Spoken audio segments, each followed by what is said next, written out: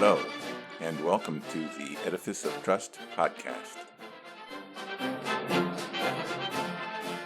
The Edifice of Trust podcast is a thoughtful discussion of today's current events from the perspective of America's founding principles. Hello, everyone. Why does Donald Trump lie? I mean this sincerely. Why does he lie? He lies outrageously. He lies blatantly. He lies atrociously. Everyone knows he's lying. He even lies when the truth is more potent than the lie. Maybe he likes to lie. Maybe he thinks it's fun to lie, especially when no one dares to call him a liar, except mainstream media, which always calls him a liar, but nobody trusts mainstream media because they lie all the time. So who cares what they say? During his acceptance speech at the Republican National Convention, Mr. Trump asserted, quote, "Just a few short years ago under my presidency, we had the most secure border and the best economy in the history of our country. In the history of the world, we had the greatest economy in the history of the world," unquote. During his presidency, we had a good economy, but it wasn't the greatest economy the world had ever seen.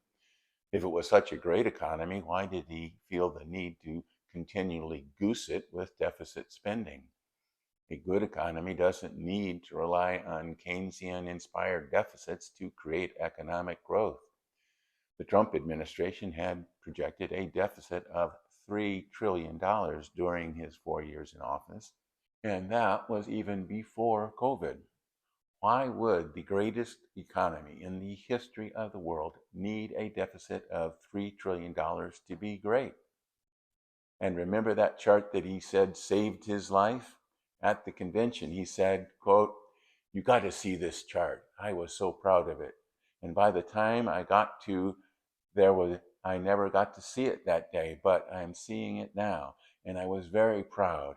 If you look at the arrow on the bottom, that's the lowest level. The one on the bottom, the heavy red arrow, that's the lowest level of illegal immigrants ever to come into our country in recorded history, right there. And that was my last week in office," unquote. Here's the chart he put up. But the red arrow on the bottom, that is pointing to the lowest level of illegal immigration, is not pointing to the last month of Mr. Trump's presidency. It's pointing to the month that COVID hit the United States. Here is the corrected chart. He didn't have to lie. It is clear that illegal immigration was much worse during the Biden administration than it was under the Trump administration, and it had been declining before COVID struck.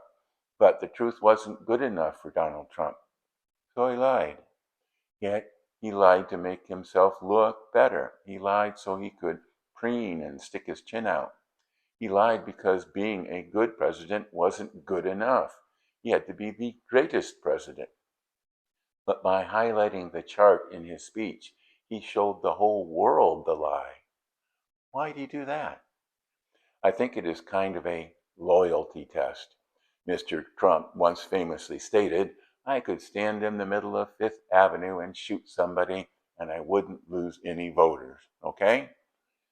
He wouldn't lose any voters because those voters, his base, are loyal to him personally, not to justice, not to American values and principles, to him. What he was saying in his acceptance speech was, "Ignore the obvious lie. I'm proving a point, and you must accept it because you are loyal to me." That is why all his previous opponents for the nomination had to come to the convention and kowtow to him while he smiled from his private booth, much like the gladiators facing the Roman emperor in the new series on Peacock, Those About to Die. Ponder that while you watch a brief message.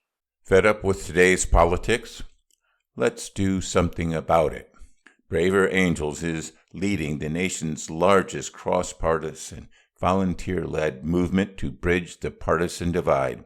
As we head into the election, we're bringing together we the people, to find a hopeful alternative to toxic politics. The American Hope Campaign is equipping Americans across the political spectrum to work together and demand the same of politicians from both parties. Join our campaign today. Welcome back.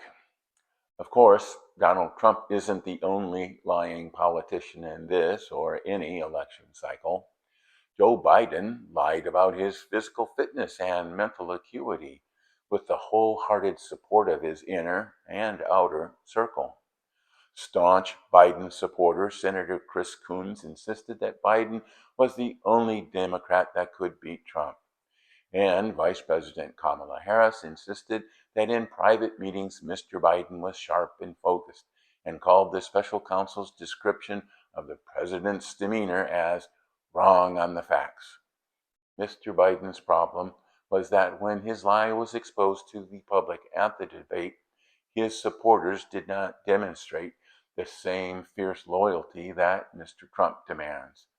Joe Biden could not shoot somebody on Fifth Avenue and not lose voters. So now Kamala Harris is being anointed as the new Democratic presidential nominee. Of course, she lied about Joe Biden. I wonder what else she might be lying about. It seems to me that truth is the greatest casualty of the 21st century. When I was a kid, I used to watch Superman, starring George Reeves, on our black and white television. I remember him well, standing in front of a waving American flag as the announcer declared that Superman was, quote, fighting a never-ending battle for truth, justice, and the American way, unquote. Now, not only do our leaders lie to us, the people that are supposed to hold politicians to the fire, a fierce and independent free press, are also lying to us. The Russia hoax, Hunter's laptop, the Wuhan lab leak, all these were declared to be false. Even the fact checkers are lying.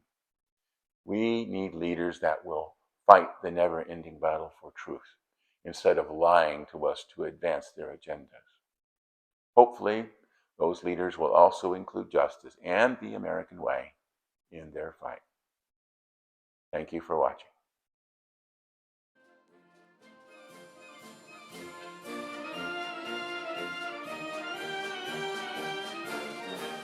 Links to source material used in preparing this podcast can be found on my website, www.edificeoftrust.com.